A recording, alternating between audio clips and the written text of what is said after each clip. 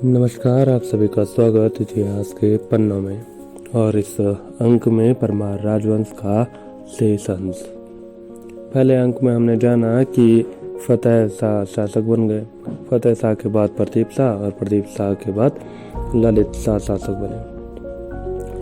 ललित शाह जब शासक बने तो उन्हें चंदों के दरबारी मंत्री हर्षदेव जोशी ने कुमाऊं पर विजय करने के लिए चंदों पर विजय करने के लिए आमंत्रित किया। ललित शाह कुमाऊं विजित करने में सफल रहे, लेकिन वापस गढ़वाल लौटते हुए उनकी रास्ते में मलेरिया के कारण मृत्यु हो गई। लेकिन वे मृत्यु से पूर्व ही गढ़वाल क्षेत्र को अपने ज्येष्ठ पुत्र यानी बड़े पुत्र जयकृत शाह को सौंप चुके थे और कुमाऊं का जो क्षेत्र उन्होंने अब जीता उसे वे अपने पुत्र जो दूसरे नंबर के थे प्रद्युम्न शाह उन्हें सौंप चुके थे। अब जयकृत शाह गढ़वाल में शासन कर रहे थे और कुमाऊं में आपके प्रद्युम्न शाह। जयकृत शाह के टाइम पीरियड में उनके शासनकाल में आंतरिक कलह बहुत बढ़ गया।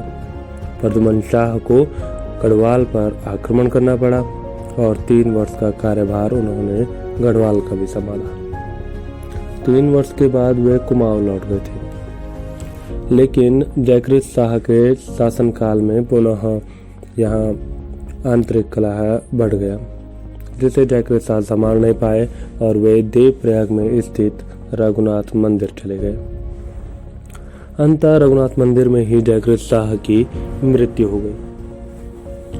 उसके बाद प्रद्युम्न शाह को वापस गढ़वाल लौटना पड़ा और ये समय है सन 1786 का।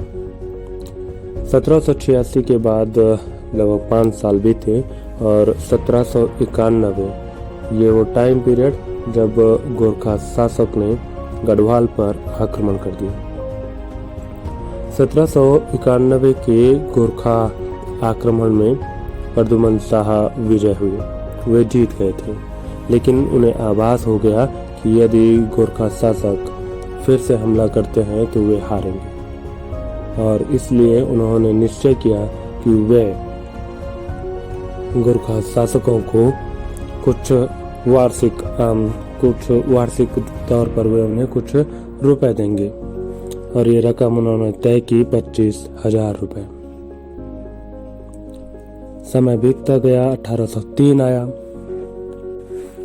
सन 1803 में गढ़वाल क्षेत्र में एक विनाशकारी भूकंप आया, जान माल के नुकसान हुआ और गोरखा शासकों को गढ़वाल पर आक्रमण करने का हमला करने का एक अच्छा अवसर मिला। फरवरी 1803 को अमर सिंह थापा हस्तिदल चौधरी ने गढ़वाल क्षेत्र पर हमला बोल दिया और 14 मई 1804 देहरादून के खुड़बुड़ा मैदान में अमर सिंह थापा हस्तिदल चौधरी के नेतृत्व में गोरखा सैनिकों और परमार राजवंश के सैनिकों में एक युद्ध हुआ।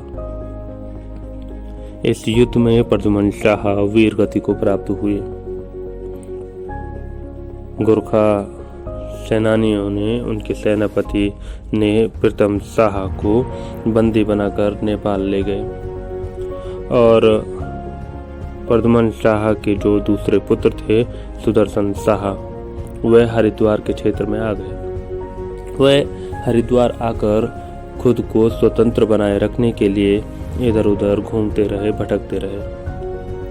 अंततः उन्होंने अंग्रेज ईस्ट इंडिया कंपनी के अधिकारी लॉर्ड हेस्टिंग्स को एक पत्र भेजा और उनसे सहायता मांगी।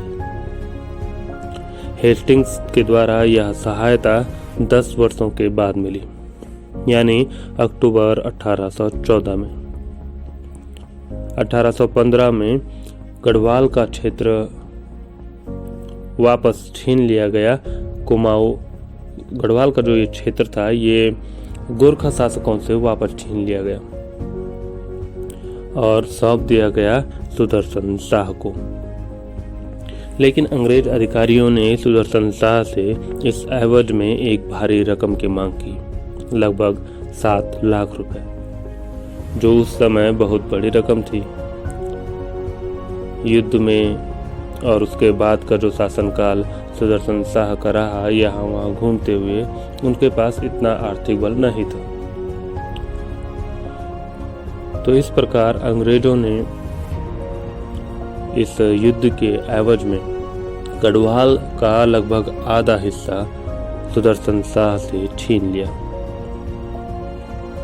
और इसके बाद 28 दिसंबर 1815 को सुदर्शन शाह अपनी राजधानी श्रीनगर से टिहरी ले आए और तब से ही टिहरी रियासत की शुरुआत मानी जाती है। सुदर्शन शाह को सूरत कवि के तौर पर भी जाना जाता है और उन्होंने टिहरी रियासत शुरू की।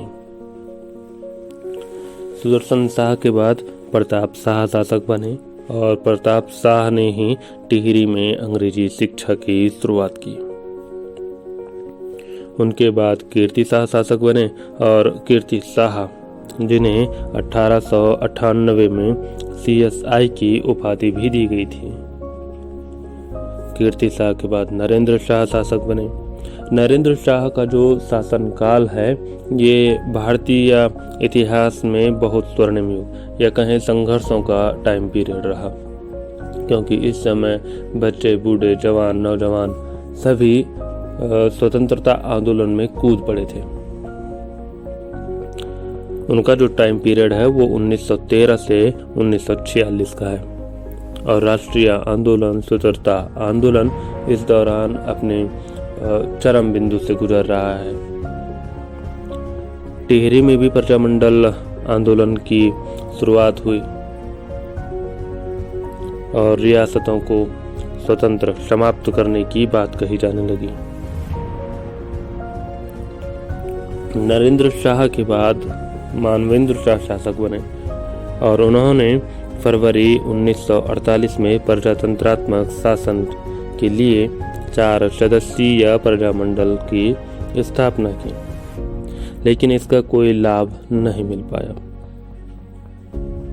इसके बाद 1 अगस्त 1949 यानी 1949 को टिहरी रियासत का स्वतंत्र भारत में विलय कर दिया गया और ये बात टिहरी रियासत की। यह बात थी गढ़वाल के परमार राजवंश की, जिसे हमने अंक 1, अंक 2 में जान लिया है। तो टिहरी रियासत का एक संक्षिप्त उल्लेख, एक छोटा सा अंश इस वीडियो माध्यम से, इस ऑडियो वीडियो लेक्चर में हमने जाना। धन्यवाद।